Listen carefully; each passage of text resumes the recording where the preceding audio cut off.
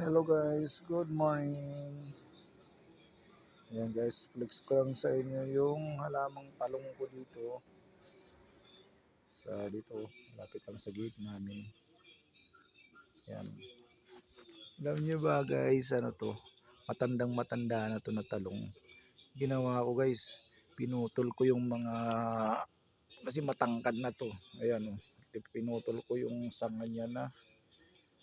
Yung mga luma, yung matanda na. Yan tatlo.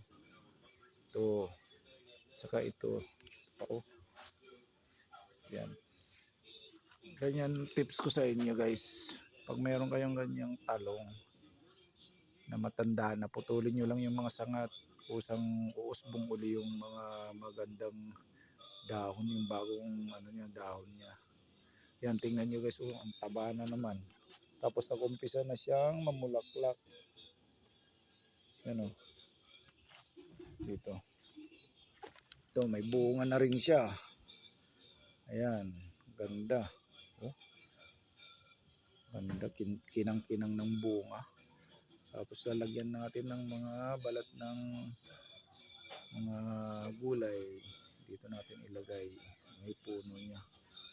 Ang ganda. Okay, so tingnan mo naman yung pag mataba talaga ang isang halaman, kasi yung mga dahon niya, yung parang mayroon pang parang ano, pulbos-pulbos. Oh, ito ang dami no. Yan, may mga uusbong na naman na bulaklak. Ito. Yan, may bulaklak na naman. Katapos niyan, mga ilang linggo lang bunga na yan. Yan o, lahat. Tapos, ang kagandahan pa dito guys, maraming sanga na umusbong na lumabas. Yan o, pati dito sa pinakababa, halos parang mamumunga. Kasi may bulaklak na lumabas. Ganun guys. Huwag natin isipin na porket matanda na wala nang pakinabang. Ayan, meron pala siyang panibagong ano, kapangyarihan na ilalabas. Oh, ganda, grabe, yung parang natutuwa ako dito sa lumabas na mga dahon. Pero lalagyan pa rin natin ng complete na fertilizer, kasi hindi kakayanin ng ganito lang na mga gulay-gulay yata. Pero itong mas maganda na rin itong meron lalagay na mga ganyan, pinagbalatan ng halaman. I know, ang mga prutas or gulay din. O di ba? Ayan. Pakita ko rin sa inyo yung isa ko. Ito matanda na. Yan o.